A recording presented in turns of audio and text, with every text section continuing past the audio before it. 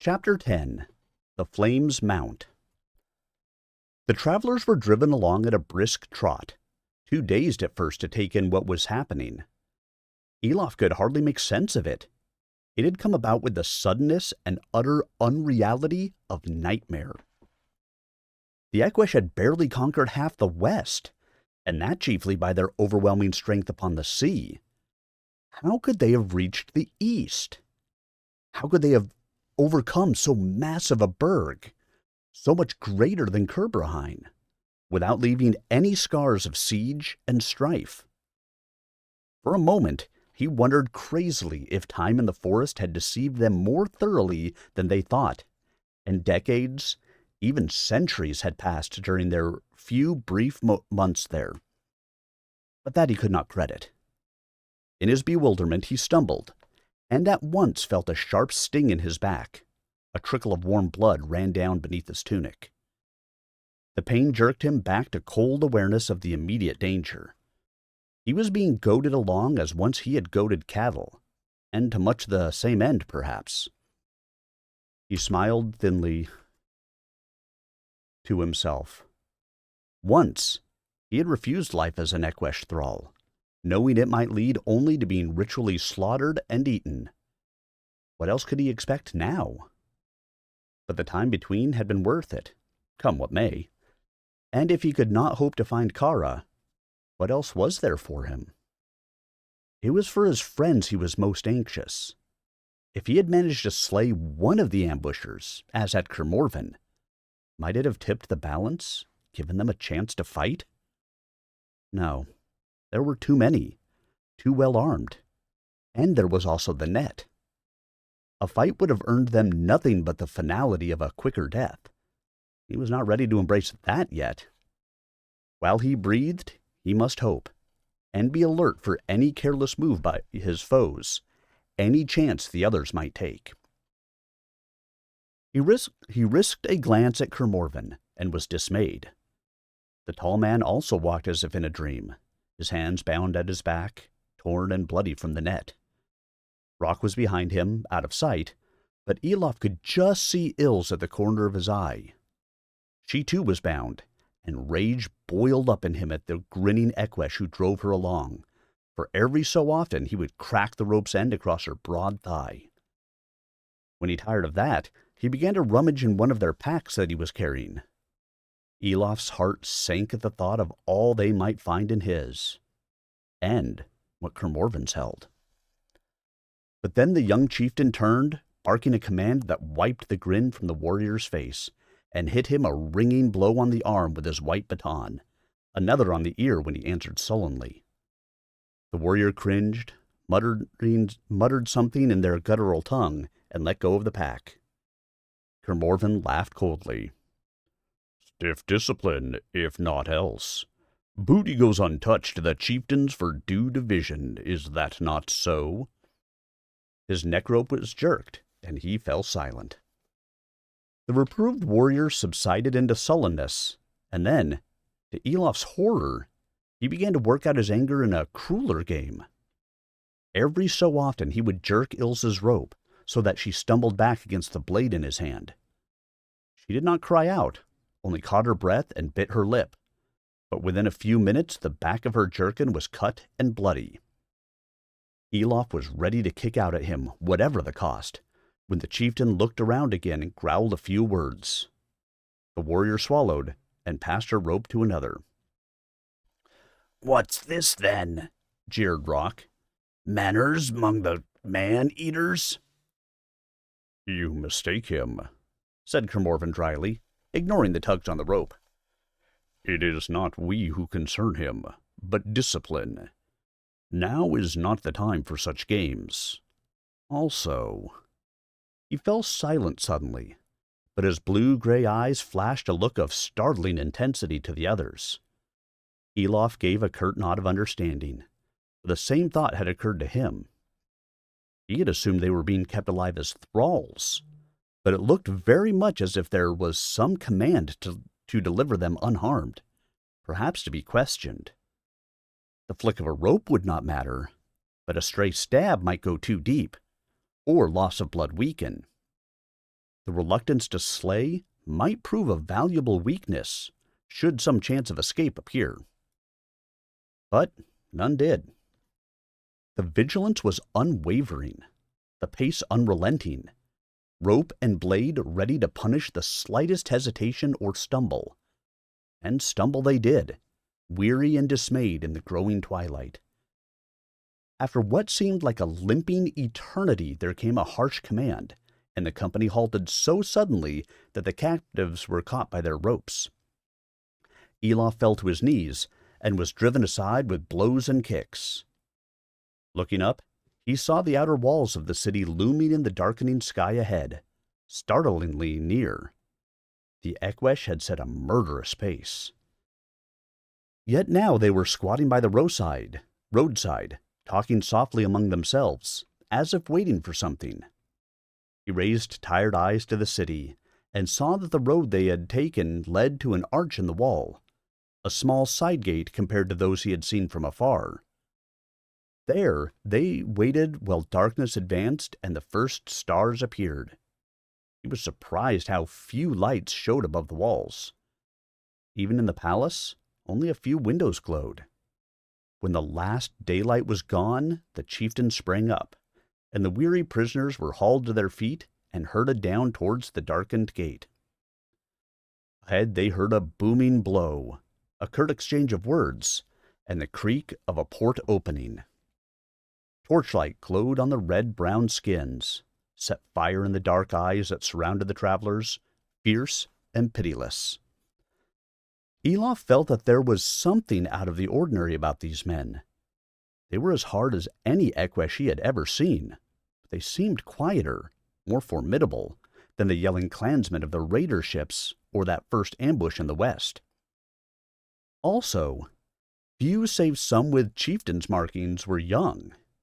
These were picked men, veterans, something else also. It came to him as he and the others were bundled through the little port and into a darkened and empty street, flanked by featureless silhouettes of tall buildings. The inner calm of these Ekwesh was the calm of fanaticism. Old warriors, young leaders. That fitted both only too well. It reminded him of the master smith. More Ekwesh formed up around them now, a whole column, and at the chieftain's word the ropes were jerked violently. The travelers found themselves dragged forward now over a road of smooth cobbles, and swiftly. Around them their guards broke into a trot, but Elof quickly realized they were more concerned with watching the sides of the street than the captives. Sweat stung his eyes, and he could make out no more than the high walls and looming shapes, dark against darkness. Suddenly the column swerved sharply, sandals slapping on the cobbles, and turned off the broad street into a bewildering succession of winding lanes and alleys. They were dark, without even a spill from lit windows. One or two Ekwesh slipped on loose stones and fell cursing while the runners poured over them. With the stupidity of fatigue, Elof wondered why they did not carry link lights. Could it be that they did not want to be seen? Or was it him and the others they wished to conceal? But from whom? And why? The moon came out from behind the clouds then, and by its light Elof looked his first upon the face of the city. The lane they ran in was bounded by two tall buildings, joined by a curious arched bridge, roofed in and windowed. Beyond these ran walls of some light stone, only a head or so higher than a man, topped by spikes that seemed more decorative than effective, and broken by many arches and gates. Behind these walls on either side rose remarkable buildings of the same stone, with between them spaces of what seemed to be greenery and garden, with trees that were tall and fair. One edifice rose to their right, many times higher than the wall, arched windows, very tall, and graceful with leaded panes, filled its frontage from the wall to the roof, and atop the great bay in the center, a carved eagle spread its weather-stained wings. Opposite it, Almost against the wall stood a lower building with many small windows between which ran bands of carving. Startling and very skillful images of animals and flowers mingled with grotesque human caricatures. Harried as he was, he strove to take it in. Its sheer exuberance captivated him. It was civilized craft, worlds away from the grim vitality of the black and white Equesh emblems. Yet it seemed quite recent, clean-edged and unweathered. His suspicions were confirmed. If this city did now belong to the Sea Raiders, it had not done so for long. After many turns, the lane broadened and opened into a wide thoroughfare, its skyline jagged with buildings of many shapes, from tall towers to wide halls and lower houses, yet as a whole fair and well-proportioned. Across this the column hurried, and there the moonlight showed a grimmer truth. From a stout link bracket upon a house wall, a corpse dangled by a rope round its neck. It was not garbed as an Equesh, but no more could be said. It had been there some days by the look of it, and the taint in the air.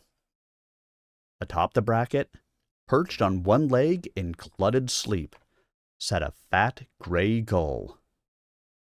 Elof found his own horror and anger mirrored in the faces of his friends, but the Equesh paid no heed to the sound, and bundled them up a narrow alley beside an inn.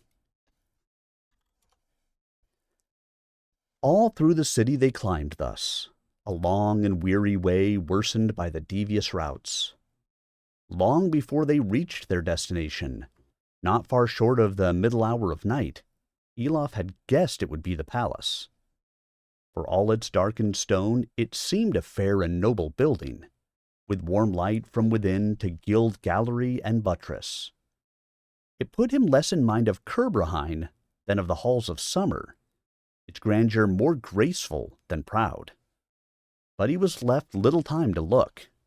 There were many Equesh on guard, and the arrival of the column started them stirring like ants.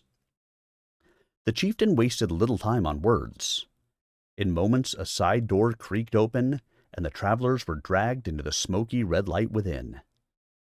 Stairs led downward, worn and winding, low-roofed and echoing.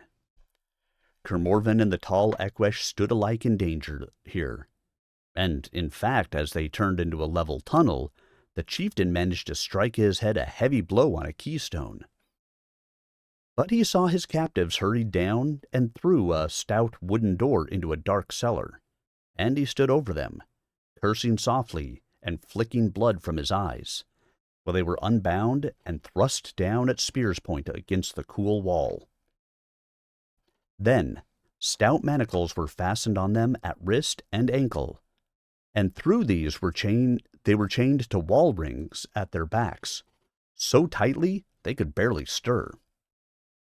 The chieftain stayed long enough to test the fastenings, and order Elof's tightened. Then he swept out, and all the rest in his wake, taking all the torches. The door slammed, a key grated in the lock. Blackness and silence settled upon them. None spoke, none stirred, for they felt stifled. The nightmare was made absolute. But at length Kermorven moved. They heard the clink of his ankle chain. "What has happened?" he asked in a low voice, dull and uncomprehending. "Karis, what has happened?" None of the others answered. They had been about to ask him the same. "They hurried us here after dark," Elof mused, "as if they did not want us seen." Then suddenly the words stuck in his throat. Very slowly, very quietly, the key was turning once more in the lock. It drew back, and for an endless moment silence fell again. Then, very cautiously, the door was pushed open a crack, and a feeble glint of yellow light shone in. Above it a face appeared, and Elof choked, It seemed deathly, spectral, floating in darkness like one of the faces of Dorgal Arlanen, dust whitened to a semblance of life. He saw with a shiver that it had their look indeed, of strong bones beneath stretched skin, sunken at cheek and temple, crowned with wisps of colorless hair. But as it glided closer, he saw that the hair was thick and silvery, the nose firm and straight, the lips thin, but with a trace of color in them. Dim blue eyes shone in the sockets. Yet still it might have been one of those faces living, or some other he could not place. It was a very old face, yet noble and fair, with the fragile grace of age. In youth it must have been handsome as Kermorven. It did not mirror him as Corentin had. The likeness was of cast alone, but strong, not least in the glitter of cold vitality that rose in those eyes as the light fell upon Elof. He strove to return the old man's gaze, but it was not an easy face to look upon, grown to age and aged by suffering. The voice bore witness to both. "Will you say, sirs, who are you?" The voice was fair, the speech was southern, strangely inflected, but as clear as any Kerbrahine, save that it trembled. Instinctively, Elof waited for Kermorven to answer. "Wayfarers from the west," he said at last, "from the western shores, that men of Morven settled after its fall."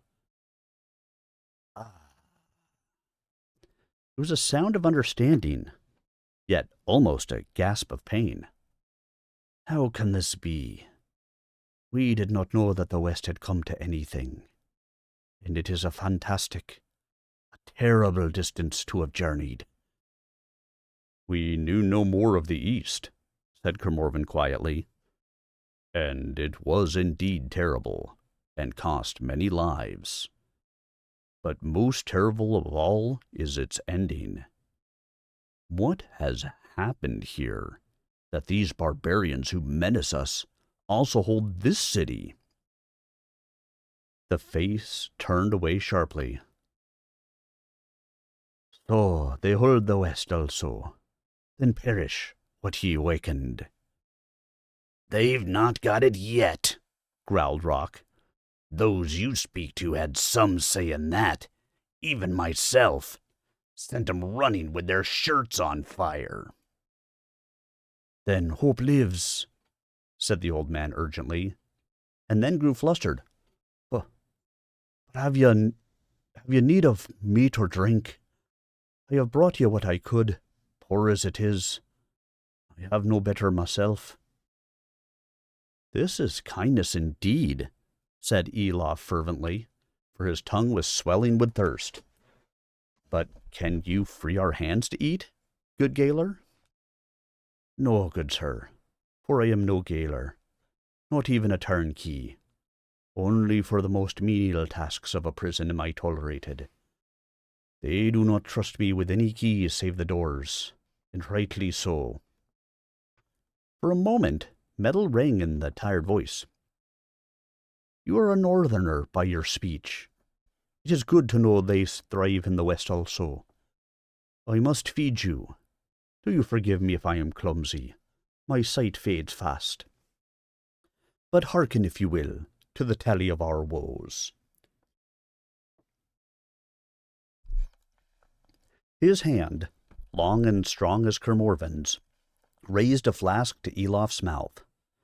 Watered wine, cool and fresh, flowed against his lips, and he gulped gratefully. "Where do they begin?" "They have many beginnings, as long past as the fall of Morven, perhaps, and the deaths in its defence of king and prince both, Karen and Corentin." Kermorven seemed to choke, on the wine as it might have been. Morvannic they had committed to the care of Carowen, the Lord Warden, their cousin, and when the last fugitives fled across the mountains with the sad news, the people took him and his line as their lord. And worthy lords they were, for the most part, being of the line of Carmorvan. Only in its fiercest fires they lacked, perhaps, and many thought that no bad thing. Once it was clear that the mountains and the climb held the ice well at bay, they became more concerned to build new life and prosperity for Morvannic, which had languished so long in the shade of Morvan.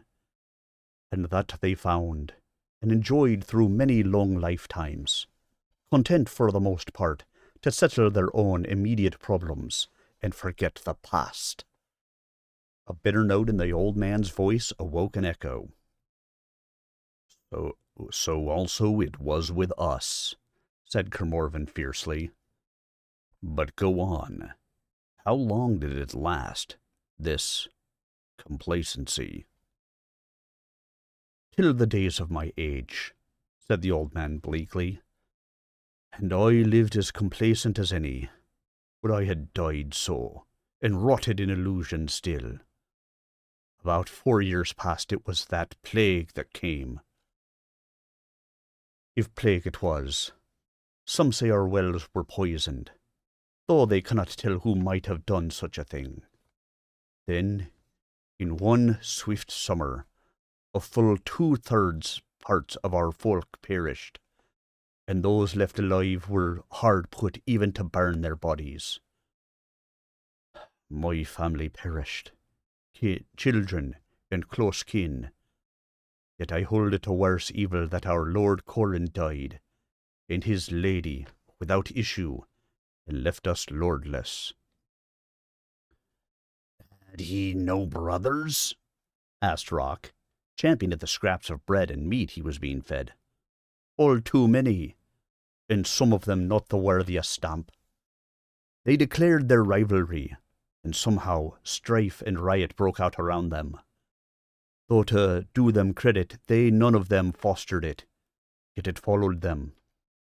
Lesser men gained influence over the crowds, and one most of all, a roving merchant from our lesser towns, as he claimed to be. I doubt that now, for he brought with him as servants many brown-skinned men from lands far southward, as he said, and hired them out to help us, in town and field. They were hard and tireless workers, and a great assistance to us. We grew used to seeing them, and could not tell how many there were in the city. Then, only last spring, this merchant returned from some voyage, and that same night these servants cast off their guises, and took up arms and armour they had concealed, and fell upon the few guards at our gates. Others hastened down out of the wild lands to the north, and were given entry. Our other towns they took in like manner, but with ships they stole from our harbour. Many wished to fight them, even I, but we were leaderless and weakened, and from the first they acted as unquestioned conquerors, as if resistance were unthinkable. That counted for much. In a week, our whole land was overrun, and for more than a year now we have borne their heavy yoke. We labour 10 times harder for them than ever they for us. Carmorvan looked at the old man.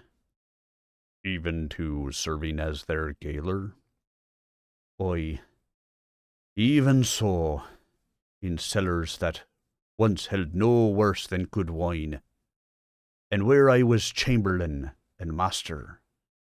Resistance of any kind, even slight and passive, they quell at once and brutally. If you have fought them, you must know the cruelty that is in them, how little of good save in bravery and order, and what manner of evil they practice as worship and kin-right. That men could sink to such horrors I never dreamed. Their hearts were as dark as their skins. They are a people corrupted, said Elof quietly. But the skin is no mark of that. Many such have mingled with the old northern kindred, and have suffered as cruelly from the Ekwesh, and hate them as bitterly as you do. The old man offered Ill's bread with elaborate grace and sighed. I am sorry for them, but it restores my faith in humanity. I could almost have thought we dealt with some other breed, as legendary as the Durgar. Ill snorted, and her eyes took on an evil glint, her voice sardonic menace. Beware, lest a legend snaps off your finger ends, old human. The old man gasped, and peered at her so closely their noses almost touched. Or you then, he stammered, and then smiled in sheer wonder. Oh, my lady, forgive me. I did not mean to match the elder folk with these brutes, save as being reputed as far above common man as they are below. Still less did I expect ever to meet one of them. Would that you had graced our city in happier circumstances. Ills blossomed, but Kermorvan cut urgently across her reply. Sir, you say the Ekwesh have lingered here a year. Why? Have they brought in their families and thralls to settle as is their practice? The old man shook his head. No, that they have not. And they waste the city as if they do not mean to stay, herding in the country folk, and letting the fields go untended while they waste our store. We have wondered what is their purpose. Almost it might seem they were waiting, though who can say for sure? For what?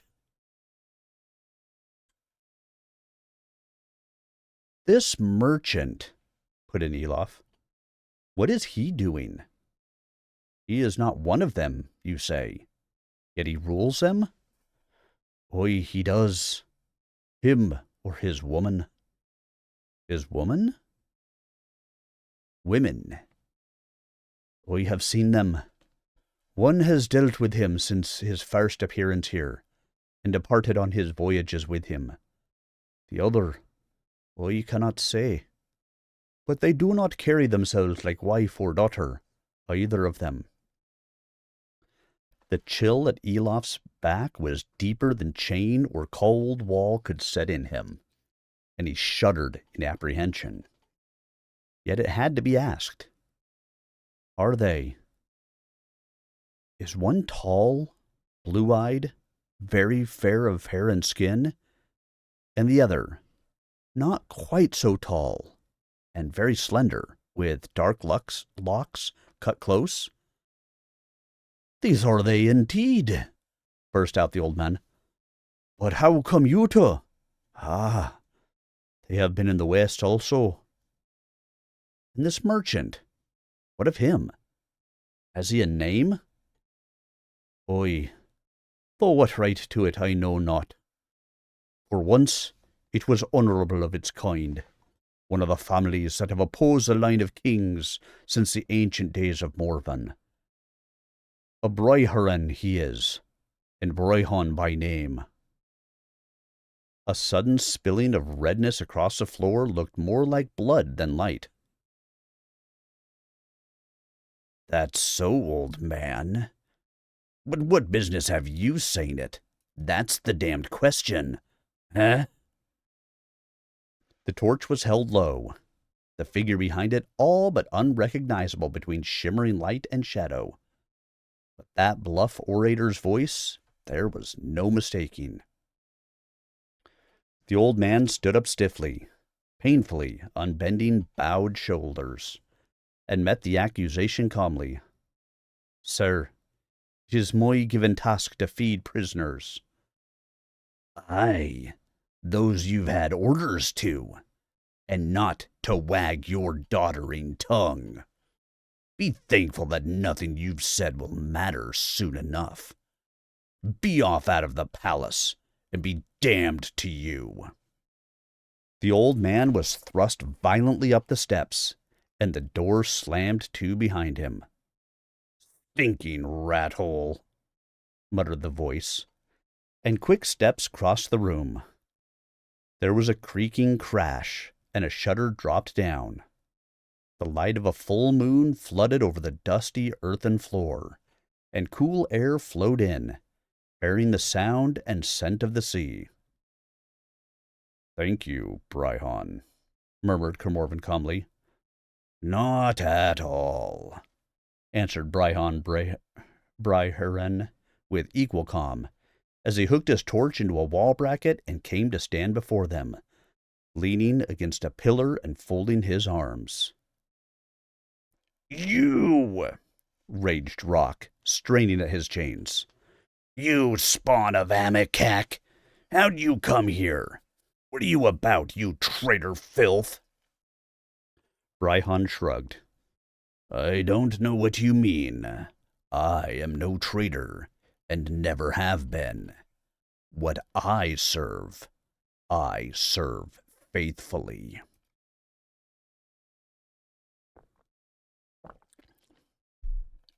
"But solemn oaths you have broken," said Kermorven, his voice level and cool as edged iron. "None I meant. None I was not bound to break by earlier, sterner oaths, bound both to take and to break." Kermorven sighed deeply. "So it is true, then?"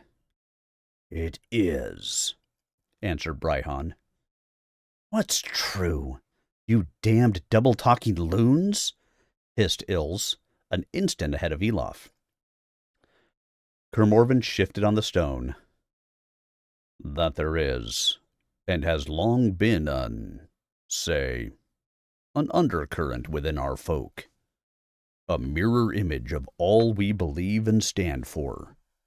A hater of all we revere. A worshipper of what we shun the most. A secret reverence of the ancient powers. A hereditary cult of the ice." Brihon nodded.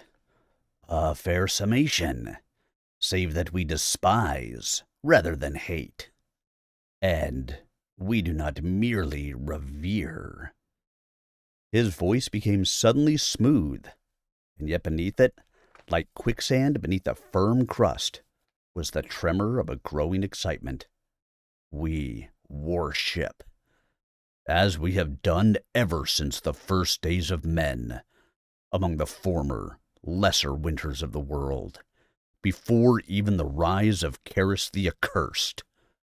From Caris we came to Morven, and from Morven westward, though by ill chance here in the east our line failed also. And in all that time we have striven against the spreading, corrupting filth that is mankind. Whithersoever men flee, so shall our faith flee with them, to the utmost corners of the earth, to the last breath drawn. It is the mind we worship, bold and independent, freed from the stinking cesspool of the body. We seek the utter cleansing of the world, the cooling of that corruption, the frenzied, thoughtless ferment that is life.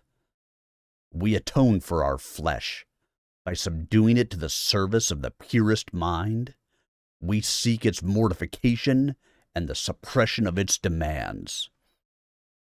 And meanwhile, you lust after power and possessions," said Elof dryly. "Spare me sermons I have heard before, Brihon. I know their worth." "Do not judge me by your late master," snapped Brihon urgently. A nerve had been touched. "That he was something of a hypocrite, I allow, though he thought himself a strong believer.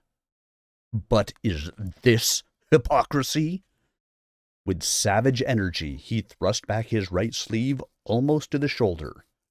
Or this? He pulled apart his jerkin to bare his barrel chest. Kermorven exclaimed in horror. Rock cursed.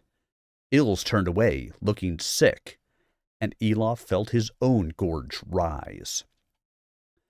The wide skin of the upper arm was a lacework of scars and wheals, some old and faded almost to whiteness, one or two new and angry, half-healed scabs. The chest was the same, save that there were also thinner wheals curling right round his body, as if lashed with a whip of hot wires. To this exercise of faith I have devoted my life, as my father and his fathers of our line before me. And you, boy, you dare name me traitor? Rock spat at him. Aye, and all your cracked forefathers. Hell'll fry the pack of them in their own mad filth.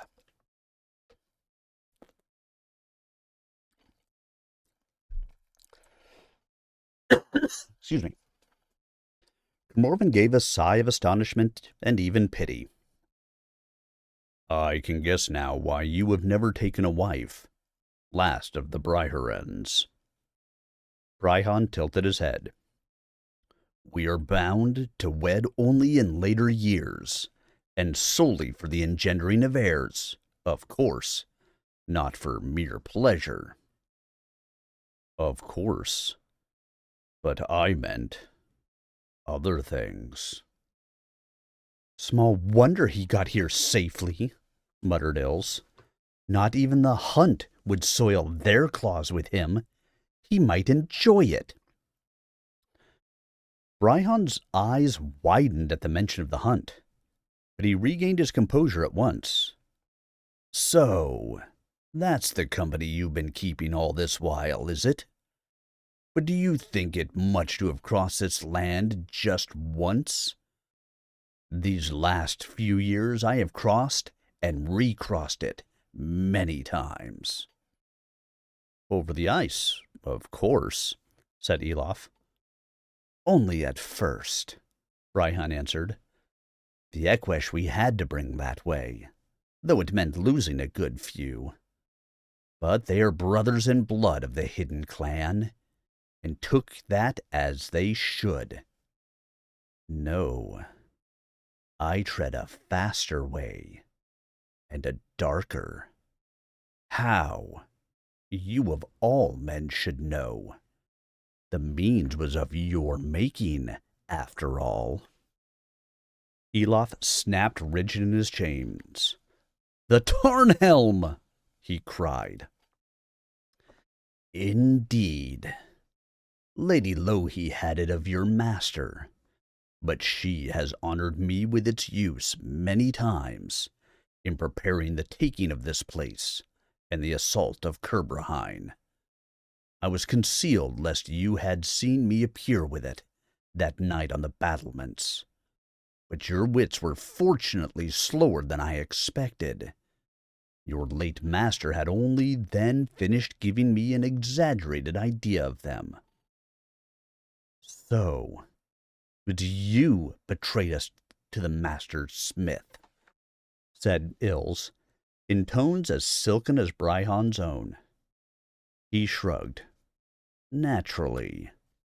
By the helm's aid, I could take frequent counsel with him, to ensure that I and those few followers I would still need should be safe when Kerbrahine fell.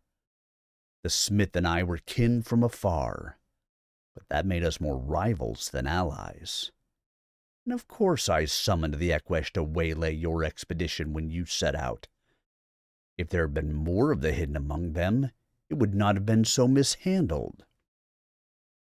Strange, said Kermorven quietly. To think I almost believed you meant your wish, that we would reach our goal.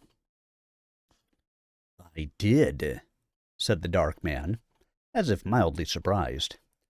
It was my duty to prevent you, and I hoped you would manage none the less. because here I would be free to settle with you myself, as I could not without sacrificing my influence in Bryhane. Here I could fight you openly, and end you and your decayed line at a stroke." "Well then," blazed Kermorven suddenly, "here you see me. You have only to speak the word. Unbind me, return my sword. Then let us see which way the stroke falls, which line is ended." Rohan shook his head. "Pain it is to me, but I cannot. I came chiefly to tell you as much, and add my regret. That grace is denied me, and your lives allotted to another.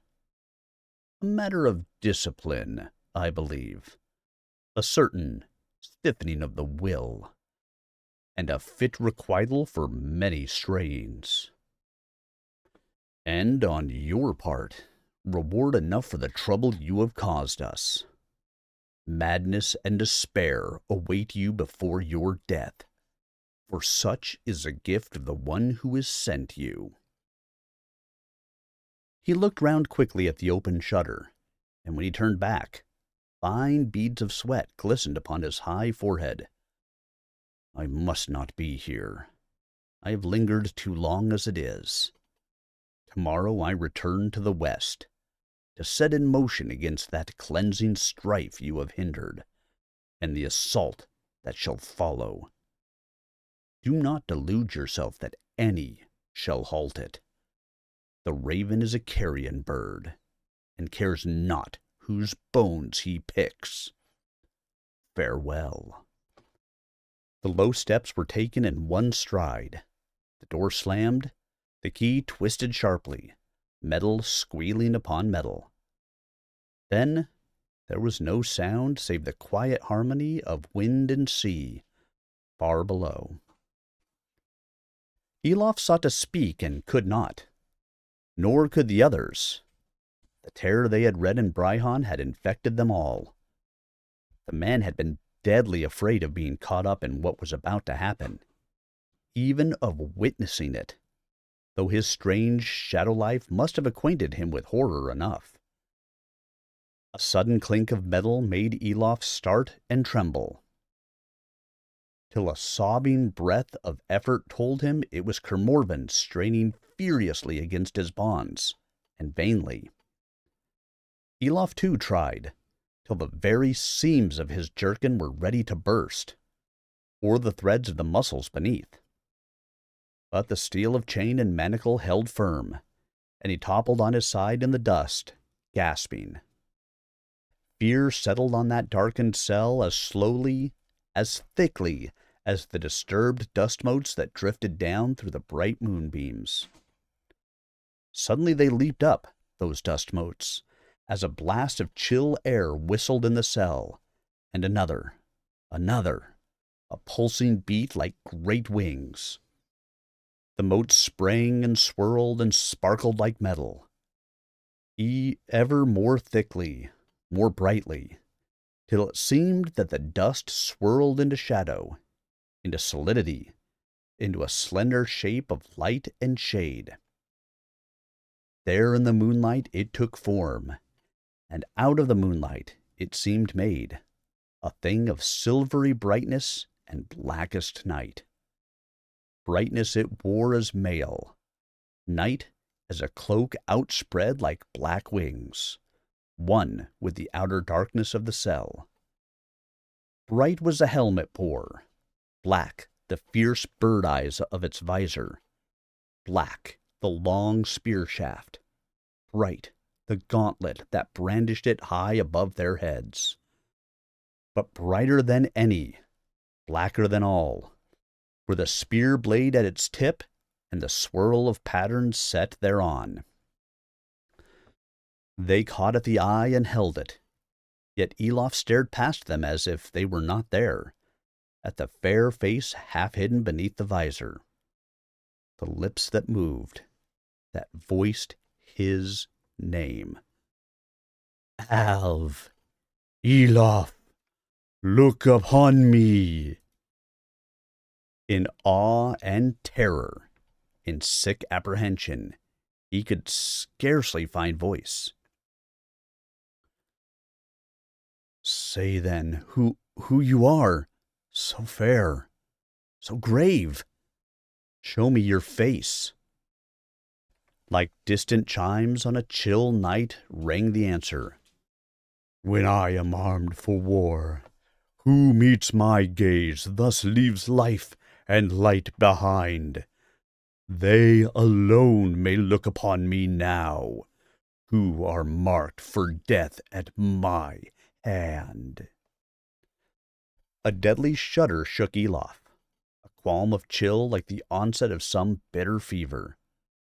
A grim laugh rose unbidden to his lips, for that voice, changed as it was, he knew. So, will you slay us here, bound and helpless as we are? Speak then, bold one. Set your name to the deed. Of the Morganen I am, the Valkyr, givers of life, choosers of death. A warrior of the powers am I, and from them is your death my charge. My name is Kara. Kara! It was as if the name was wrenched out of him, though he had known it from the first. He gazed up at her, his thoughts awhirl like the dust. Unable to take in what he saw, what he had been told. He could not accept her as the girl he had first spoken to, lost and unhappy as any daughter of men might be, as the slender form he had held and kissed in an hour of dark danger. Yet, just as surely, he knew this was her, that this was the truth of her, and the consummation of the fears that Tapayao's words had sowed in him. And he remembered also how afraid of Kara the master-smith had seemed. His heightened awareness must have sensed some peril in her. Elof could not fly from the truth. He had dared to love one of the powers.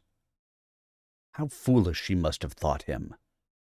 His heart seemed to wither within him, as once he had seen a man wither and known it for his own work. It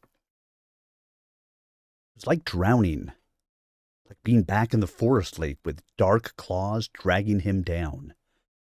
Sickness, emptiness, loss welled up over his head. The world, the act of living, seemed suddenly alien things, beyond his understanding, and he pulled darkness about him like a shroud. For him nothing remained. Yet even as that thought came to him, he knew it was not true. His very desperation came to aid him. His friends, bound beside him, they remained. They would suffer if he could not help them. So that was left him, and a memory of whispered words. Kara, if this then what you are, then you chose also between truth and falsehood. For once you swore to me that you were of no common sort, and true is that. But you swore also that you would not change. The mouth twisted, the helm flinched, yet haft and blade did not. And grave, implacable came the reply. What I am, I am. The sentence given, I must execute. That pain is mine to bear without ending. Make ready, and be still. Elof swallowed desperately, and fixed his eyes upon the blank mask of the helm. Hear me! You then a warrior of the powers? But which powers? A giver of life? Are you a chooser of death? Then why do you serve those who admit no choice? By whose will do you deal out death? The upraised blade wavered. By the will that binds me. Seek not to change its working, nor delay. No fear, no weakness has it that you or I could challenge. Seek not to worsen your agony and mine, even now. Even now? He heard himself shouting, his voice echoing in the vault. He strove to force strength into his words, to drive them upon metal at his forge. Even now you are tormented, Kara. Even now you are torn. Torn between your will and that which is set upon you. Between what you are and what holds you in thrall. Be what you name yourself. Choose freely. A shiver rippled through the mailed flank. The spear faltered, fell away. Then she jerked violently, her head thrown back as if some sudden hand had seized her at the neck. Her voice rose to a cry. Upon me you look! I have no choice left me! Back flew the cloak, scattering shadows. High rose the spear, madness shivering at its tip, and at his heart it drove. The patterns on the spear blade seemed to writhe and uncoil like a nest of snakes, and strike full into his eyes. Darkness and the cell wall vanished. He was hurled and buffeted amid a torrent of boiling blood that softened his flesh like wax and washed it from his bones, while shrilling voices shrieked wordless taunts in his ears. Kara! He screamed over the voices, over the torrent's thunder. He struggled to hold on to his thoughts as they were broken and scattered, his memory as it dissolved and leached away. To one perception he clung, one sudden rock in the torment. The sight of her arm upraised as the cloak fell back, and upon it, leaping like understanding to his eyes, a sudden flash of gold. Kara! He cried out. By what you took upon yourself, I conjure you! By the virtues I set within it, I command you! For by my arm ring also you are bound. Abruptly, he was sprawled on the cellar floor, every muscle clenched and cramped in shrieking rictus, and above him the bird mask stooping. He drew a tortured breath. Yet in those bonds lies only freedom. Kara, by what you are, you have sworn. Be yourself then. Be free. And as ever you loved me, aid us. They do have fears. We are their fears. From the city they hid us, and so you may well thwart them. Do what they feared. Rouse the city. Summon! The arm flashed forward. The blow fell. He screamed something. He convulsed against the immovable chains, even as the blade chilled his neck and struck downwards. The cell lit with a flash of white fire. He felt the blasting force of the blow, and it was as if it rebounded on Kara. Her head snapped back, her spine arched, and behind him the stone wall splintered. The taut chains shattered and flew ringing apart. His hands sprang free. Kara shrieked aloud, the dreadful shrilling cry of a wounded falcon. Vast wings beat once in the narrow space. The open shutter smashed to splinters, and with wrenching suddenness, she was gone. Elof fell face down upon the earth. A voice was calling into vast depths, and slowly, effortfully, he swam upward, struggling to understand and answer. He could scarcely make the effort. He wanted to cut free, to rest. But then a hand touched his shoulder, and he was suddenly wide awake. The old man was stooping over him, his eyes wild, his silver hair awry as if from some great wind. "Sir, sir, what is happening? What has passed?" Elof shook his head, unable to answer, and in sudden panic looked to the others. They sat there, still chained, their faces pale with shock, but alive and alert. "Has it come to you, sir? The whole city is astir." "Has what come?" snapped Kermorven. I cannot say. A vision, a visitation, a terrible sight, upon rooftop after rooftop, in male, bare-legged, slender as a young girl, yet like a bird, crying out, chanting." "Like a bird? Her helm, you mean? And her feather cloak?" The jailer shook his head. "No cloak. All over the city she is seen. On one rooftop she appears, then vanishes and takes shape on another. And each time, sir, each time wilder, each time more like a bird. The way she cried out, the shrieks, and then the words, a chant, a summons, a warning, that there were those come to deliver us, a lord in danger of being slain in secret, that we should free them, heed them, that we might all win free. And I thought at once of you, how secretly they brought you in, and Brihon came to you, and under cover of the uproar, I crept back." He stopped. "Listen. Do you listen now?"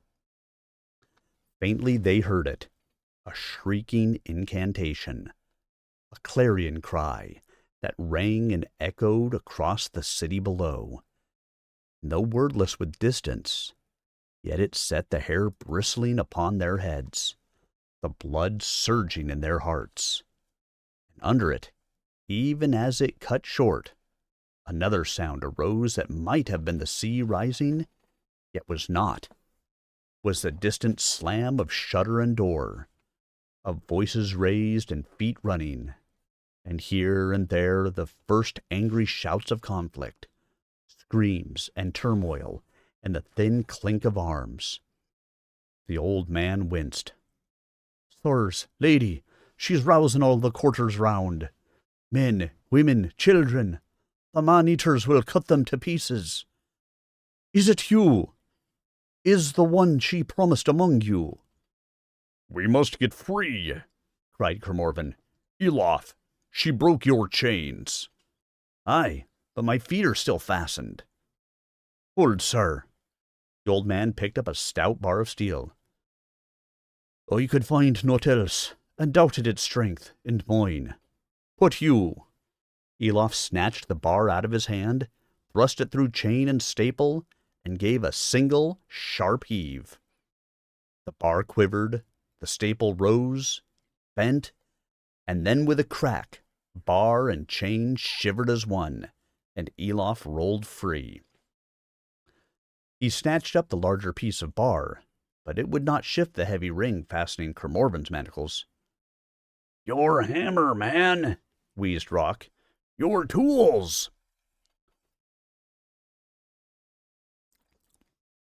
"They took them with the packs and the swords." "2 great swords, sir, and the packs of green hide. They lie in the guard chamber, sir, at the stairhead. I might, if the guards are occupied, I might." The old voice trembled.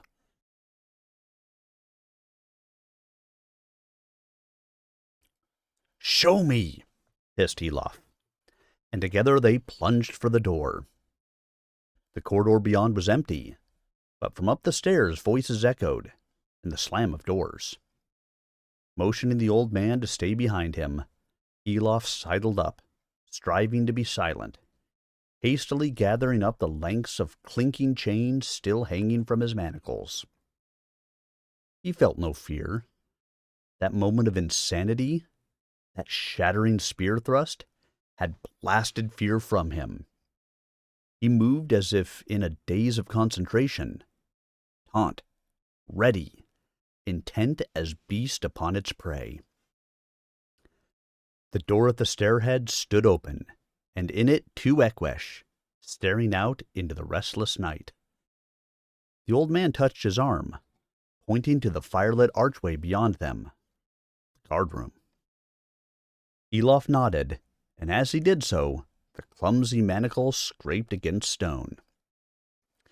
The Ekwesh whirled around, but Elof had already launched himself across the floor.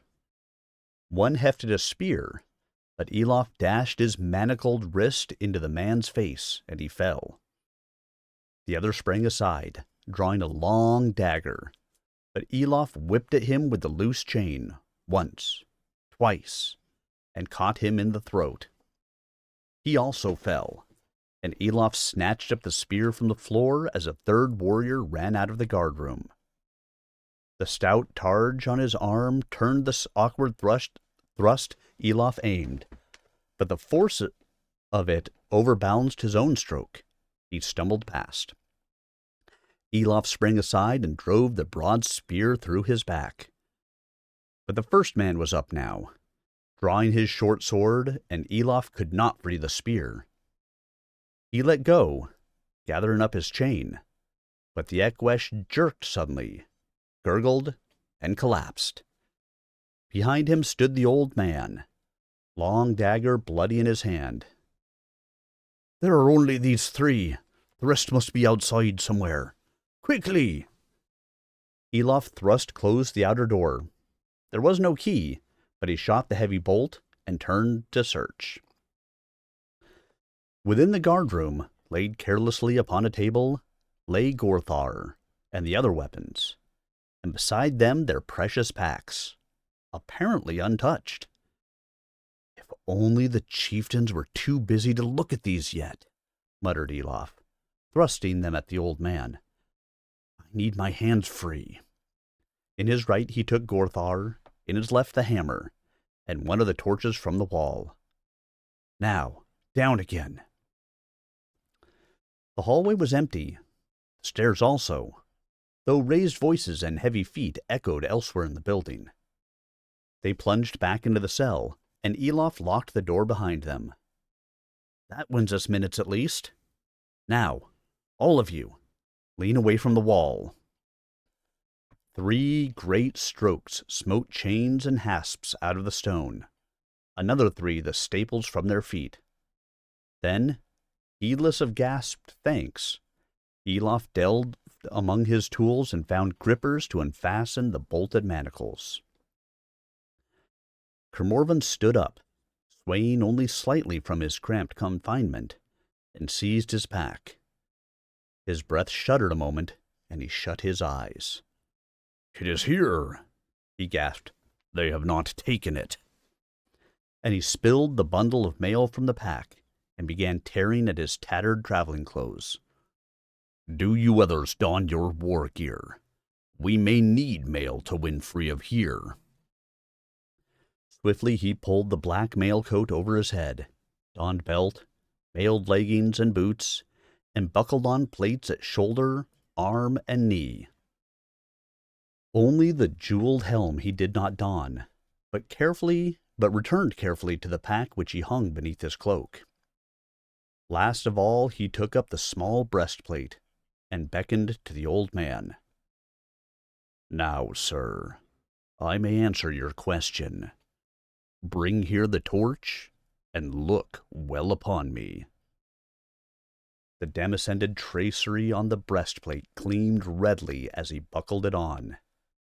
The dim eyes squinted at it, widened in shock, and lifted at once to his face. Kermorvan nodded curtly, and they filled with sudden tears. Aye, Chamberlain. The raven spreads its wings in the east once more, and one named Karen bears it.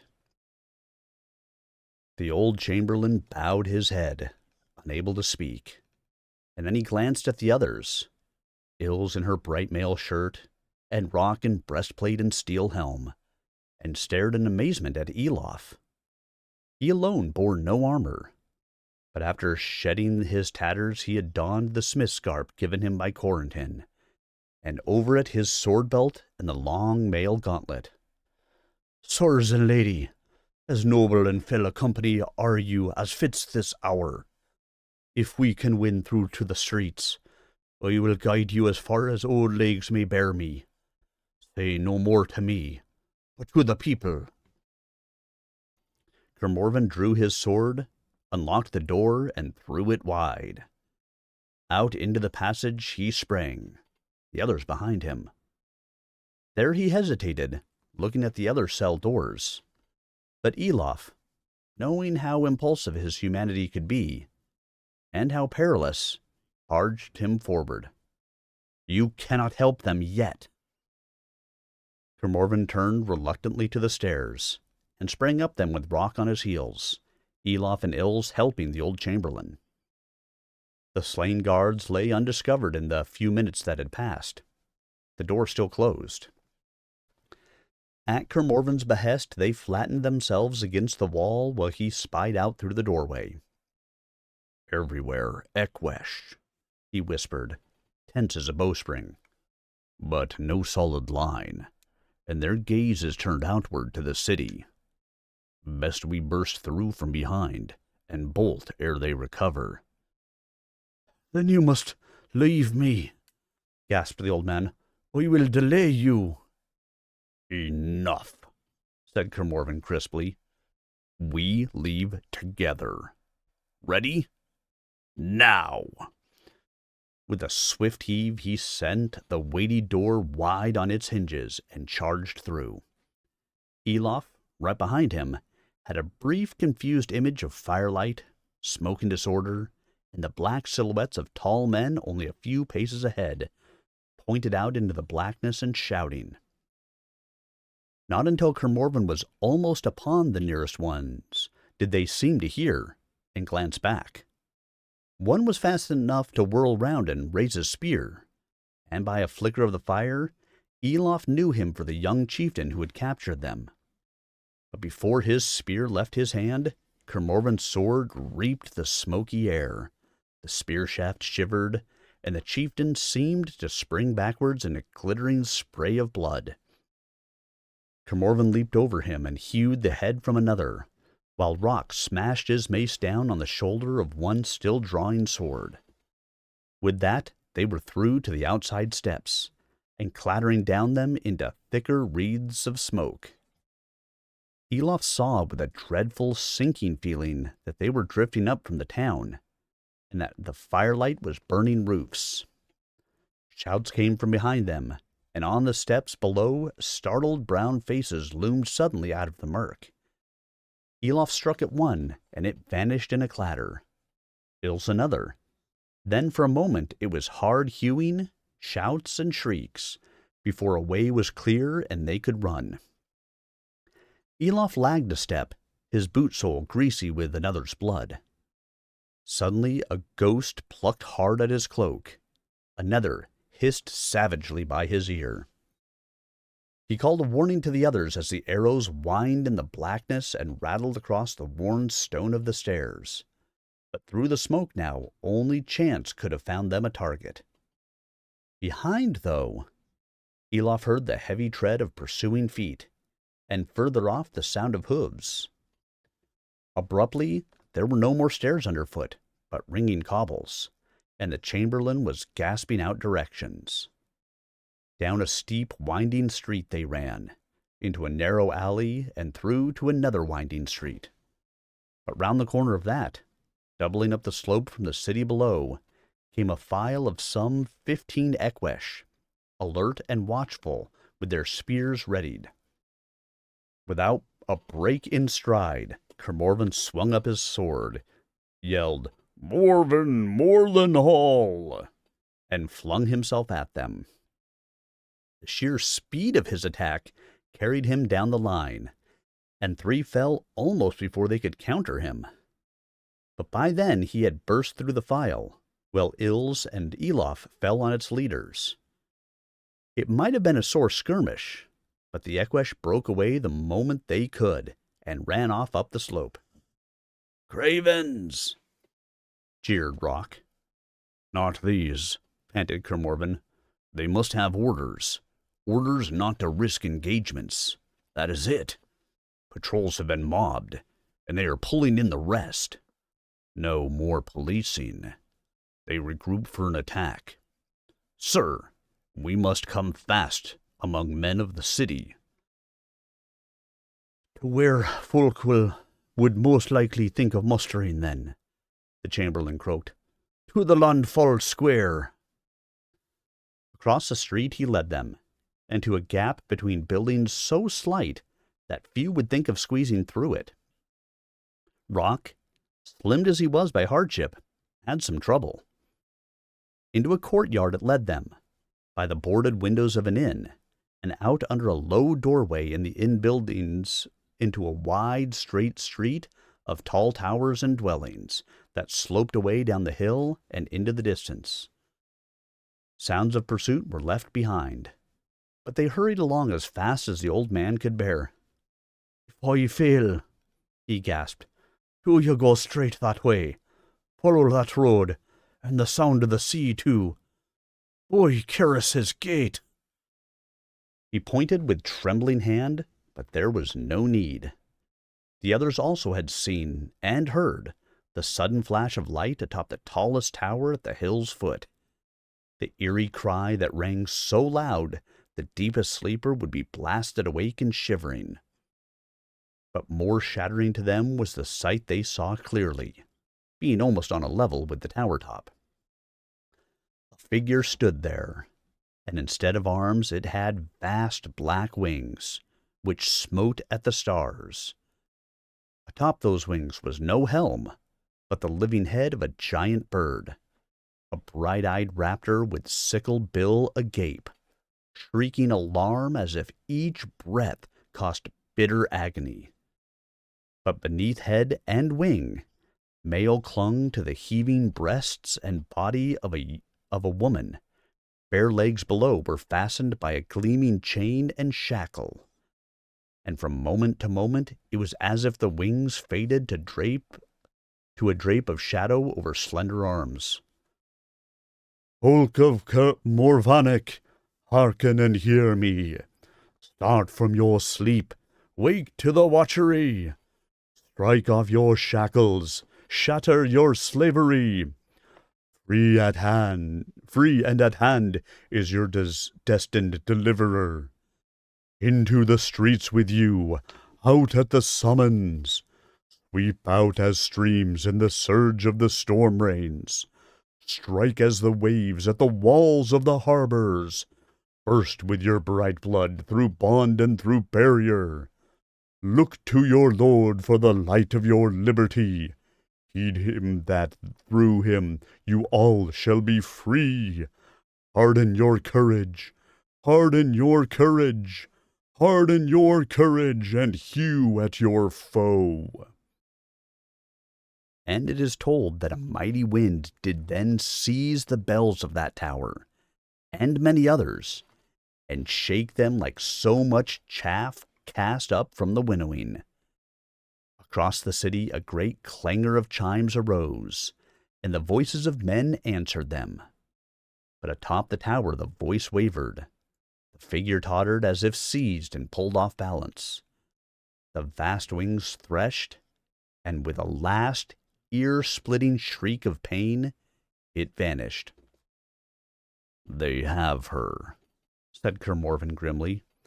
"She was sorely torn, but she has done your bidding, Elof, and that is much." He looked up at the dwellings around, where startled faces peered out from behind door and shutter, staring from the empty tower top to the armed figures in the street. "Out!" he cried, the clear metal of his voice mingling with the wild bell music. "Out at the call! The city is risen! Freedom and death hang in the balance! Find weapons and follow! Follow to the landfall!" "Follow to the landfall!" cried Rock, and Elof with him. But the city folk needed no further summons. The cry from the tower had done its work. Here, as elsewhere, with the bells for confirmation, and the sight of armed men abroad who were not their Equish oppressors, out of doors they streamed, men and women and even young children, as the chamberlain had said. They took up the cry with a force that drowned the bells, and after Kermorven and his company they streamed, all the way down to the sea. Many ran from other streets to join them, some newly arisen who had scarcely heard the summons, others from the streets near the citadel which had risen first, who had already seen battle and their houses burn, and were now in fell mood. "Who is it that summons us?" growled one in northern tones, hefting a bloodied sword. "One who was spoken of," answered Elof shortly, for Kermorven was silent. "At the landfall, more will be said." Hearing the northern speech, the man looked sharply at Elof. "I thought to know all our kindred within this city, and most within the land, for I have travelled wildly. Yet though your face is somehow familiar, you I know not, nor your garb. Nor should you. For from the utmost shores of the west I have come. At the landfall all will hear. Wait till then." His words were heard, and a whisper raced through the crowd. The West lives, it awakens, and comes to war."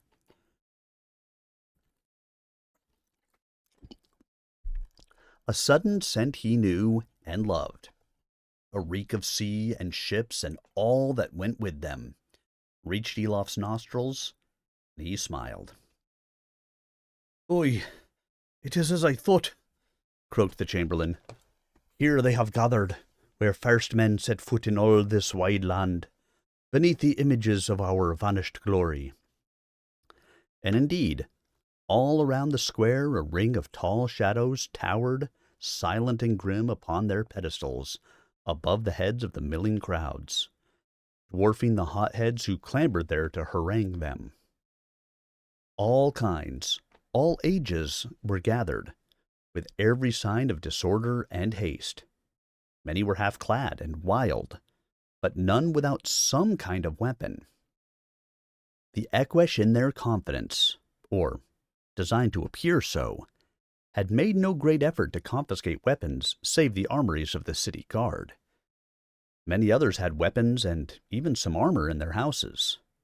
Merchants who had once had wealth to guard at home or abroad, and others who had kept older weapons as trophy or ornament. There were many of these, chased pike or polished sword, worn but serviceable. For the rest, Elof saw hunting bows and short falchions, slaughterers' poleaxes and heavy butcher's cleavers, boathooks and spikes stripped from the quayside, carpenter's hatchets and fearsome rakes and bills that must have come in from the fields, or tended the green gardens of the city. Where those were wanting, even the ordinary tools of the household had been turned to use. Maul and beat knife, chain and weaving sword, or simply stout wood for staff and cudgel. Anger and fear broke over the crowd like surf, and made these homely things deadly in the hands that held them. Into this melee plunged the newcomers and their following, at the chamberlain's direction, making for the raised platform that began the seawall, flanked by two tall statues that he named the Watchers. A few would-be leaders stood there and shouted conflicting commands that few heard, let alone heeded. All eyes were turned upon the travelers, for their armor and their air of purpose. Many also recognized the old man they bore with them, half fainting from the race through the city. "It is you who must speak if you can," said Kermorven urgently. "You they may believe sooner than an outsider." "Then sit me up upon the base of the left-hand watcher, and give me a torch." Ills and Kermorven boosted him up easily, and many following began to call for silence.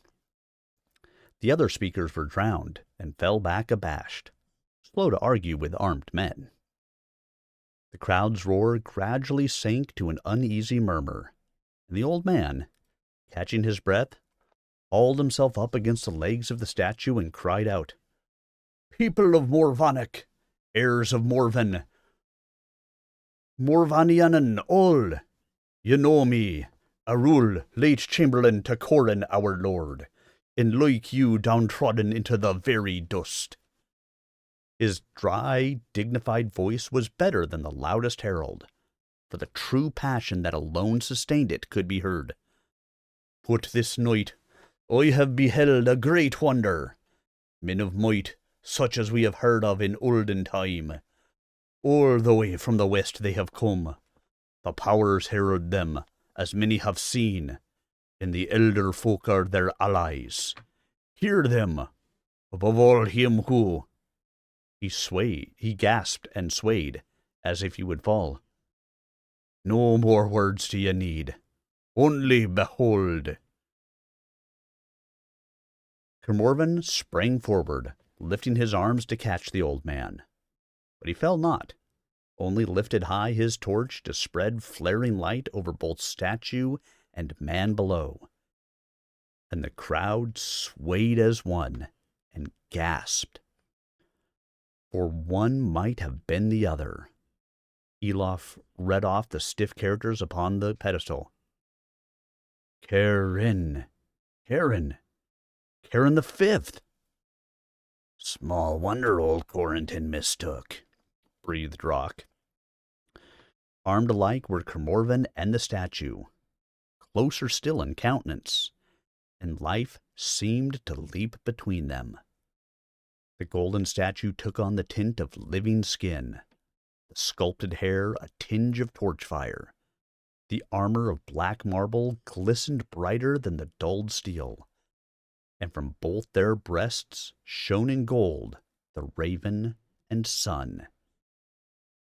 Kermorven swung to face the crowd, shrugging back his cloak. "Words you are owed." He spoke without effort, yet his voice carried over the crowd's excited chatter and stilled it. Elof remembered his quiet command of the crowd in Kerbrahine, and how he had bound them to his will. He was leaving no time now for any ebb of doubt. "The likeness is no chance. I am Karen, Lord Kermorven, last of that line in the west. But in proof of my name I show you its tokens. For through the ruins of Morven itself have I passed, beneath the devouring ice. In Dorgal Arlanen itself have I stood, and borne away a great prize." And from his pack he lifted the crowned helm. A sighing shudder ran through the crowd as the torchlight flamed upon its gems. A louder stir as Elof stepped forward and drew from his own deep pack the worn bronze rod. "Here you stand where your ancestors first stood," he said in a low voice. "If here is not your kingdom, then nowhere is. Receive the scepter." Kermorven's mouth twisted in a quick smile.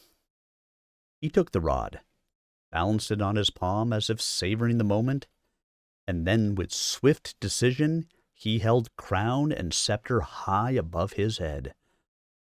Like a retreating wave, the crowd of thousands drew a single breath, and then as surf that broke in thunder, they cheered, a sound that must have shaken the very shutters of the distant palace. Torch guttered and brazier flared as if a sudden storm blast swept over the square. Yet Kermorven did not don the helm, as it seemed he might, but instead quickly handed both to Arul, as if eager to free his hands. "Enough!" he cried, and there was an instant hush. He spoke swiftly, quietly, but his tone was grim. "Now is your time of need. Above us there the barbarians muster. You have taught them a dangerous lesson, showed them that they cannot any longer act like guards over beaten thralls. They gather as an army, for that is the only way they dare meet you now. And if they defeat you, they will not be content to keep down heads with a few patrols, and here and there a sharp example. They will slay you, every last one, for they can never again feel safe. Perhaps they are already on their way. You have no lord now, no marshal, and you need one. I have seen something of war, but only by your will would I wish to lead you. Say." He got no further. The crowd swayed like a cornfield scoured by a storm of hail, and the torrential roar of acclaim was deafening. It did not stop until Kermorven gestured furiously for silence, and then only by degrees. "So be it, then. Let any who held high rank in your guard come to us now, and merchants, captains of the sea, and other men accustomed to command. But do you remember, for this time only are you bound. When peace is restored, we shall take counsel once again. Meanwhile, I ask only that you receive also my companions, without whom I could not have come to you, or won free of the enemy's snares. Skilled they are in fighting, but stronger yet in the ways of peace. As both our kindreds in the west they come. End of an older yet. Learn that we men do not stand alone against the ice and its minions. An emissary of the elder folk fights beside us, the Lady Ills." An astonished hush greeted her, a ripple of curious whispers, none of the hostility of Kerbrahine. "For the southern folk stands Rock, worthy citizen and soldier." It was a genial roar that greeted him, for if Kermorven's face looked down from the statue, Rock's grinned back at him from the crowd, many times over. "And for the northern kin, a smith of surpassing craft and wisdom, by name Elof." But when Elof stepped forward in his smith's garb, the cheering faltered among those closest to him. Then suddenly a woman on the steps below him pointed and screamed. Other arms shot up. Words raced through the excited crowd. Then so deathly a hush fell that only the calm seas lapping at the wall below was heard. Alarmed, astonished, Elof looked to his friends, only to see them also staring, not at him, but at the second watcher above him. Though to the same scale as its fellow, it seemed gigantic by comparison. An image it was of a towering man, sturdy in body and limb, a shape of strength and grandeur that seemed better clad in bronze and stone than flesh. Not landward did it gaze, but out to the boundless sea, whence came a breeze that set torch and brazier aflare. And in the sudden light Elof also gasped, as a watcher's countenance became clear.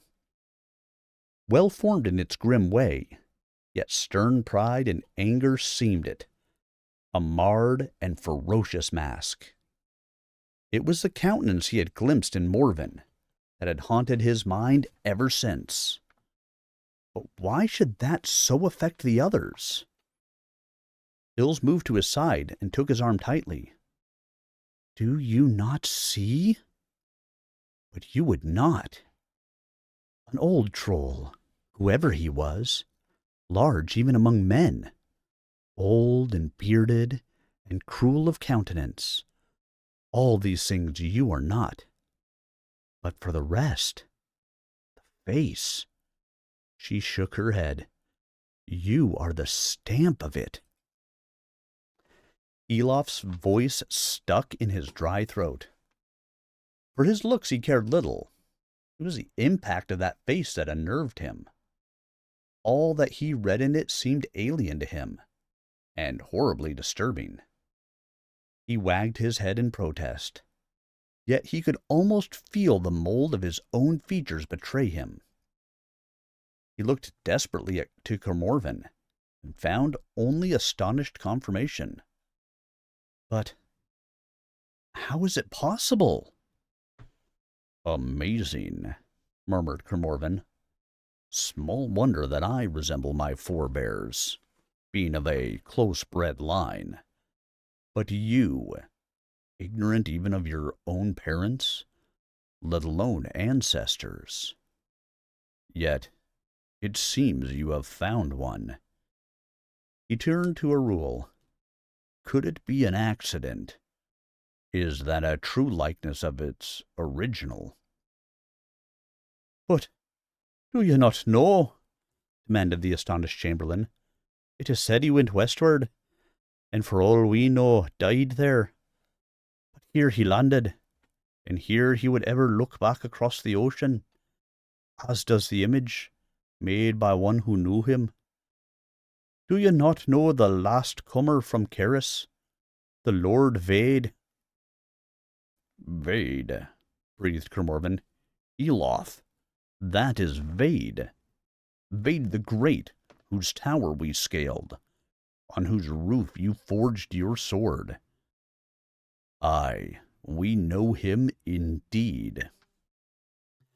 He looked from the statue to Elof, and back, and grinned. Yes, I could well believe that fiery blood runs somehow in your veins. Does that dismay you? It should not. No better friend had the kings than grim old Vade. He laughed aloud. Karen and Vade. The gathering guardsmen, merchants, and other leaders, hanging on his every word, took up the cry, and through the excited crowd it raced amain. Karen and Vade, the Watchers are come down among us. Karen and Vade are arisen. The Watchers come back to war. Carmorvan rounded on them. Well then, let us order our fight. Of the swift preparations for the Battle of Morvanic, the chronicles tell little, and scarce more of the first fighting itself. It is likely enough that the preparations were few and simple. Against warriors hardened and fanatical, Carmorvan could oppose only an ill-armed citizenry, but one driven as hard by wrath at its sufferings, and now also by a wild exultation at what seemed the sudden resurgence in their midst of a mighty past. He could not deploy his people in subtle tactics, or rely on them to defend a strong point. He could only hope to hurl them against the foe in great waves, and bear them down by sheer weight of numbers. So he laid his plans, and so the outcome was determined. It appears, though, that Elof was scarcely aware of all this, and played little part in its shaping. A great misery and sickness had settled upon him, a reaction perhaps to the terrors of the past hours, the impact of too many shocks, the burden of harsh discoveries not easily borne. He sat slumped against the base of the stern statue that so resembled him, and the world grew bleak and hopeless. It seemed to him that Kara, for whom he had come so far and through so many hardships, was now eternally beyond his reach. As well might he seek to love the stars that wheeled above him. They appeared as she had, almost close enough to touch, yet how infinitely distant they truly were. And without her, what did anything else mean? His life had fallen inward suddenly, as logs heaped upon a fire burned out at the heart, leaving only a cloud of bitter embers. His long guilt, his sojourn in the salt marshes, his long quest against the master-smith mattered nothing now, and still less all the hazards of the way east. The sport and toy of destiny he had been, a gaming piece in the strife of the powers, lured on by false hopes and foolish dreams. Lured on to do some good, perhaps, but little enough for himself. He looked up at the statue. What was it to him whose blood flowed in his veins? He had heard little of Vade, still less that he liked. But he too could have looked out at the ocean thus. He listened to it, rising now as the wind freshened, and felt a deep wish to cast himself down into those infinite waters, and there, at last, perhaps, find peace. The tide of blackness arose again and overwhelmed him. Chill and nausea crept upon him. He shivered ceaselessly till he could almost imagine his marsh fever was returning. Lack of food and sleep made all worse. A harrowing night was wearing toward its end. Ills or rock might have cheered him, but they were already away, leading small bands of such experienced soldiers as could be found into the nearby streets, to give warning of any sudden assault by the Eqwesh. But it was typical of Cremorvan that he, the center of so much activity and excitement, should have found time to consider what ailed his friend. When the hard hand was clapped upon his shoulder, Elof looked up with dull eyes, and met a look that blazed. "Take courage," hissed Cremorvan. "Only take courage. Men have dared ere now to love the powers, and great good has come of it. Did you not know? It is said my own line, the royal line of Caris itself, sprang from such a union in the lost deeps of time, and so that great nation was born. And she also loves. Think only what she did for you, when bonds we cannot imagine were tearing her heart and spirit. For that alone you must fight on." Among the ashes choking body and mind, Elof felt a trace of returning warmth. He nodded jerkily. He could still fight. If he could do nothing else for her, there was always that. And against those who had so misused her, he had a long score to settle. "Good," said Cremorvan sharply. "An ill thing when a cool heart like mine must rekindle the fire of a smith. Come, there's a morsel or two of food. Eat while you can, for there are stirrings in the upper streets. I wonder they have not already attacked." "Could it be Kara?" breathed Elof. "The girl, of course. She has put the fear of Hela into them, appearing thus. And well she might. They fear to venture far beyond their stronghold. Time it is that we gave them cause." He turned away, shouting orders, and Elof saw the crowded square begin to stir like a great whirlpool. The smell of cooking meat drew him, but he had barely time to gulp down some of the savory scraps toasted over a hastily built bonfire before Cremorvan reappeared, and with him a rule. "Into your hands, old man. I commit crown and scepter.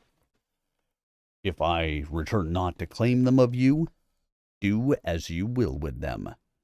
They will no longer mean anything. But better the sea should have them, to my mind." Then the Ekwesh. Now, Elof, are you ready? Your place is beside me, if you will, for it is our column must strike the hardest.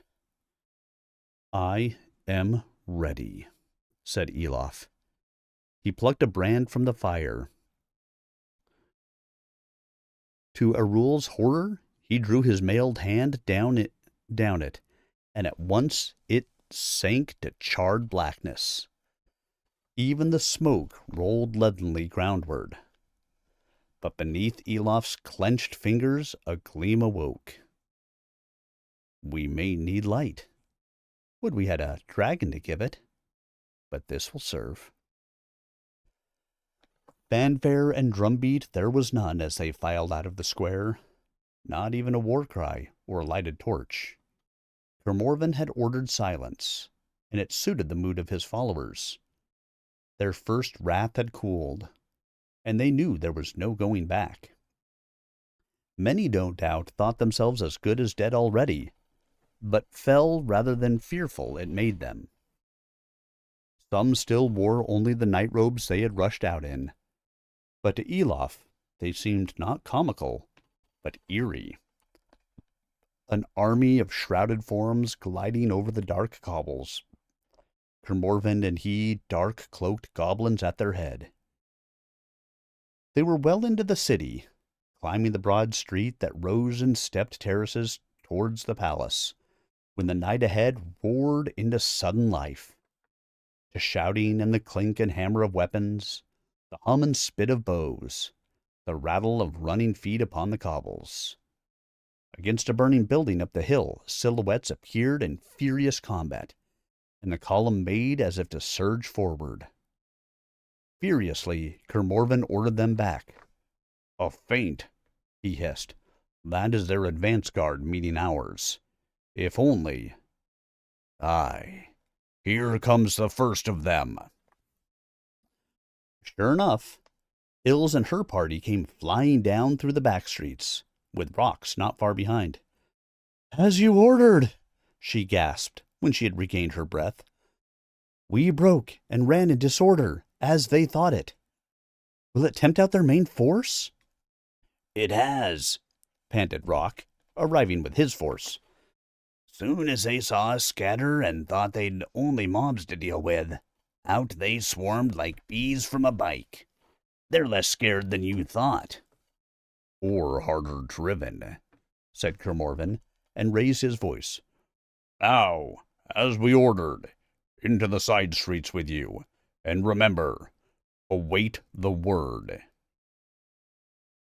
The great columns split and swiftly melted aside. Kermorven lingered to urge the last of them into cover, and barely had time to draw Elof aside before the vanguard of the enemy burst over the edge of the terrace above and poured down the slope. Natant's spearhead they ran, light-armed runners with spears and small targes, their hard faces set in fierce, grinning masks. A few mounted men cantered at their flanks and in files behind them, some with bows as well as lances. Then behind them the main ranks came down in wave after wave like flood over waterfall, spear shaft and sword hilt rasping a sinister song against the painted shields held as a wall before them. So swiftly ran the vanguard that they were already past the first side streets before they noticed the throng in the shadows. Before they could halt, Kermorven barked a single order. A gust of arrows wafted up and rattled down among the vanguard, and scarce slower surged out the people of Morvanik. Up against the disordered vanguard they thundered, and past it, leaving it to those who were coming up from below. Up the street they charged, Kermorven at their head, and as flood meets flood in boiling turmoil, they came up against the main force of the Ekwesh. To Elof, it was a time of thunder and madness, as if he had been caught between his own hammer and anvil, and bitterly he hated it. He fought often at need, but never before had he been caught up in the whirling fury of a battle. where survival lay in hewing men before him as brush in a forest, stumbling over limbs that still twitched, slipping in blood still flowing, or fresh spilled entrails. He saw men and women hurled down at his side, yet he himself was untouched by the weapons that raked at him. Always that shade too slow. Gorthar met them in the red-tinged night, and they bowed before the blade and the strength of his arm, and fell away broken upon the bodies of their wielders. He swiftly lost sight of his friends. Ills reappeared briefly, toppling a tall warrior by main force, and sinking her broadaxe into his breastbone. And now and again he caught brief glimpses of Kermorven, always ahead of him, his war cry on his lips, and his gray-gold blade sweeping in intricate patterns among the hedge of spears and shields. At length, Elof dared to hope the intensity of the fighting might be slackening, only to find it redouble suddenly as a new wave of foes swept forward over the corpses of the first. And with it, in armor as bright as Kermorven's was black, and marked with the emblem of the broken chain, the tall shape of Brihon Briheron came plunging through the fray. The sword he swung was long and heavy, a huge two-handed thing with a scalloped edge to the upper blade. But he wielded it with the same liquid grace as Kermorven his, and cut a deep swath of bloody panic among the city folk. Then into his path Kermorven sprang, and in a ringing flurry of blows they met, flowing around each other with the deadly grace of a dance. Never before had Elof seen a warrior to match Kermorven, but for the first time he realized that Brihon's confidence was no mere bluster, that he was indeed of the same order and schooling. And he was fresh, and bore a visored helm where Kermorven was bareheaded. If Brihon's gangling frame moved with less fluid ease, there was a vicious power in the sweeping strokes he favored, which could suddenly switch direction without slackening. Such a stroke, aimed at Kermorven's body, leaped aside in the very instant he parried it, and slashed down upon his unprotected head. But Kermorven sprang aside and ducked in the same swift movement. The point grazed his face, glanced off his shoulder plate, and struck the cobbles. With a suddenness that startled even Elof, Kermorven's steel-shod boot crashed down on the blade and tore the hilt from Brihon's grasp. Brihon sprang back, tugging something from his shoulder, a broad-bladed battle-axe half his own height. But the fighting swirled into the gap, and Elof, battering frantically at a new shield wall, saw the adversaries borne apart on its tides. Then, as suddenly as it has come, the shield wall fell back, fragmented, melted away before his eyes, and he found himself striking giddily at empty air. He lowered his sword, and strained for breath, deafened by the roaring in his ears. His head ached terribly, though he could find no wound. The blood splattered on his mailed arm was not his own. He looked around and was startled. Though he had not been conscious of moving, the battle had borne him ever higher up the hill, till now he stood in the square below the palace whence so recently they had fled. He looked back and winced. The street behind was a very carpet of bodies, some moving feebly, some still. It was hardly possible to tell which were Eqwesh, which not, for the same wash of blood boltered them all as they lay. Steam and stench tainted the night air. "So," said Kermorven's voice beside him, "we're not yet parted, then, we four." He stood there, calm as ever despite his tangled hair and the broad slash that skipped from forehead to cheek. Rock was with him, and Ills not far off, helping to tend a woman who lay wounded and shrieking. Indeed, The air was filled with groans and cries, and the sound of them raised the hair at Elof's neck. "Have we won?" he asked, and cursed the stupidity of the words. But it seemed that Kermorven understood. "Not yet," he croaked. "We beat them back to the palace, but at terrible cost. Then out sallied a rearguard under that creature Brihon, and covered their retreat within. Some 500 or 700 we slew out of their 2,000 odd, but the rearguard was easily that large, and more would remain. I guess they still dispose of well nigh 2,500 men, fighting men at that. And our losses." He closed his eyes a moment, then gestured at the ragged force he had led, standing shocked and bewildered among the carnage, or seeking desperately among the maimed and dead. "Arm yourself from the Ekwesh," he shouted. "Spear and shield and armor if you can. And form up then, for soon we attack again." He ground his teeth and added, almost under his breath, "We must. We have no choice. So many Ekwesh crowded into the palace, they will know they cannot withstand a siege. Any moment now they will sally out. And what then? Will the people endure another such slaughter?" Other columns that had seen little fighting were swaggering into the square, only to halt in horror at the butchery. "Look near ready to drift away now, some of them," muttered Rock, "whatever the cost." Kermorven frowned. "This is hard for tried soldiers to endure, let alone peaceful citizens. I had hoped their anger would give them an edge in strength, but there is something else, some inner will that spurs on the Ekwesh no whit less hard, nearly to madness." The same idea came at once to all three.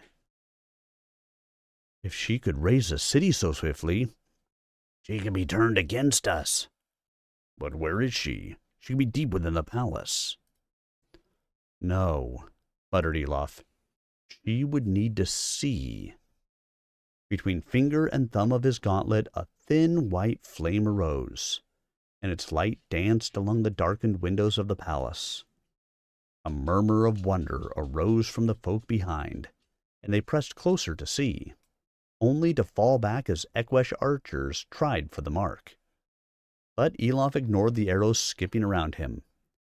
He could see none but Ekwesh at the windows. He swept the light swiftly along the galleried roof.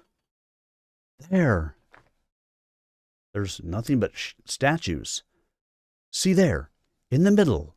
There's one too many." When Elof looked again, he saw it. Impassive, unmoving behind helm and shield, she might indeed have been a statue like the rest, save that one corner of her long cloak fluttered in the restless breeze. Elof looked around desperately. "I must get to that roof. Those windows there, do they not light a stair? Must begin somewhere near the main doors. If I could only get through the lowest window." Kermorven raised his eyebrows. "Then we can turn our assault on the main doors.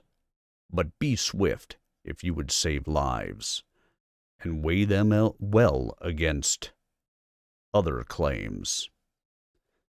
Elof nodded, for words he could not find, and Kermorven turned to bark out orders. A great beam was lifted from one of the ruined houses and borne forward, still smoldering. In the arms of the strongest, Rock and Ilse and Elof among them, along it and over them were raised Ekwesh shields to guard against arrows. Kermorven cast an eye over his motley force, gave a curt nod of encouragement, and waved them forward with his sword. Over the cobbles trotted the bearers of the beam, gathering speed, and up the worn steps without a single slip. As they reached the top, Arrows rattled and thudded into the shields, and the bearers began to run, gathering speed. One man fell. The other skipped over him and hurtled on towards the high bronzed doors, the tarnished figures on them shining strangely in the faint starlight. Then they were under the galleries, and in the last moment ere they struck, Elof hurled himself aside. From behind him he heard a mighty creak and clangor of bronze, and another as a rebounding ram was swung back and dashed against the doors once more, and a loud wolfish cheer. Then, with a rumbling crash, the doors swung apart, tore free of their hinges, and toppled. The rammer sprang forward, but Elof, turning to the window, was caught. One buckled bronze mast loomed over him and crashed down. It was instinct that raised his gauntlet to it. It stopped short in a rush of escaping flame, poised on his palm, all the force of that heavy fall drawn into his gauntlet and captured. It was still dead weight, but without the impetus, he could thrust it aside and dodge. It crashed down among the rising roar of battle renewed. He dared not look back. He swung himself up to the carven sill and punched his mailed fist through the tiny lenticular leads. The high window creaked open. He flung himself through the gap and down into the hallway beyond. Coming in from the reddened night, it was dazzling, a place of white walls and mirrors and lamps and candles burning behind bright crystal. Even the empty floor was a mirror of black marble. But striding onto it from a dark archway was a tall figure in sweeping robes of white, and at the sight of her, great wrath and chilling fright warred within him. "Louhi!" he cried out. "Stay!" She was turning towards the great staircase that ringed the hall, and she was arranging something that glittered about her head. At the sound of his voice she turned, and he saw her clearly, as fair as ever he had thought her, blue eyes wide with astonishment. Then they blazed furiously. She took a step towards him, hesitated, then whirled and ran up the stairs. She was swift, past the first flight before he was anywhere near the foot. He could guess whither she hastened, and she would be there long before him. "Stay, lady!" he shouted again, and in desperation he drew the hammer from his belt and slapped it down between his clenched fingers. It felt then as if he held an earthquake in his palm. He swung his arm in a great wheel and threw. With all the strength of his body behind it, and all the pent-up impact of the falling door, the hammer hurtled high into the air, a blur of movement, and with a crash like the lightning it had forged, it smote into the side of the stair only a few steps beyond Louhi's hastening feet. The stonework cracked across, sagged and cracked sharply once again. Dust puffed outward, and a great chunk of the stair tore free from the wall and went crashing down in ruin upon the gleaming marble below. On the very brink of the gap Louhi tottered, her dress and robe billowing around her. The glittering thing flew from her head and tumbled jingling down the stairs, coming to rest on a step near Elof as he came running up. He knew it at once, a thing of hooped bronze and ringmail, ornate in copper and gold. He had already guessed, or perhaps his own work called to him, for it was the Tarnhelm. He raised his eyes to Louhi, pacing down the steps towards him with the measured intensity of a great cat poised to spring, and lunged for the helm at the moment she did. Their hands struck it, but did not grasp. It jingled down a few steps, and their faces all but collided. For a moment, they were as close as lovers. He felt the warmth of her satin skin. He tasted her breath on his lips, and found it fragrant as spring.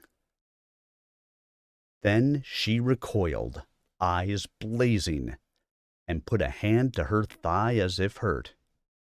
"My fair young smith! Such a fool I never thought you. Do you not by now know who I am? Would you, fragile as fine works are, go up against our power?" The shriek and clamor of battle echoed through the hall, and Elof felt his grin go horribly lopsided. "You are not the first, lady," he croaked, and drew Gorthar and leveled it menacingly at her breast. Louhi stared incredulously at the black blade, and then at his face. "So," she said. The hand at her thigh suddenly clasped a hilt. From among the folds of her dress a bright broadsword sprang and struck down at his head. So swift was the blow that the black blade barely turned it in time, so hard that he staggered. Then she was at him in a flurry of cuts and slashes, as thick and fast as the first falls of a cloudburst, and the vicious strength behind them startled him. Yet though it seemed too great for those slender arms, it was only human strength, and the skill behind it no greater than his own. The first hail of blows he countered, and then himself sought the attack. But he felt something amiss with his sword arm, and at every blow he struck it worsened, as if the ringing impact numbed his muscles. He cut hard at her, and his point slashed the billowing fabric of her robe. She hurled herself forward. Their blades met and locked before their distorted faces. Their panting breath clouded their blades, and before Elof's appalled eyes, it froze on both surfaces to a skin of rime.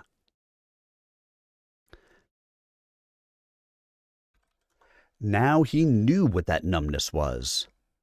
With a shudder he sprang back, feeling his arm bones ache with the spreading cold, and Louhi hewed at him with both hands.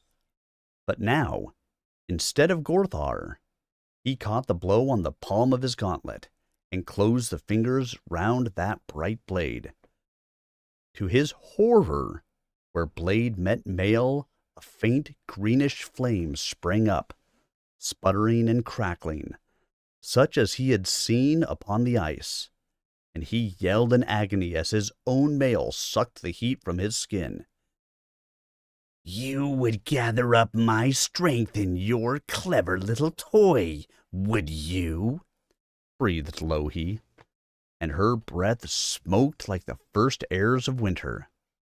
"Well, young apprentice, Master Milo taught you ill, who forged my blade to my design.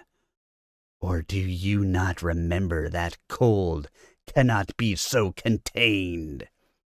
It is no force, child, but the absence of force, the negation of it in all things, that brings to all stirring stillness and peace."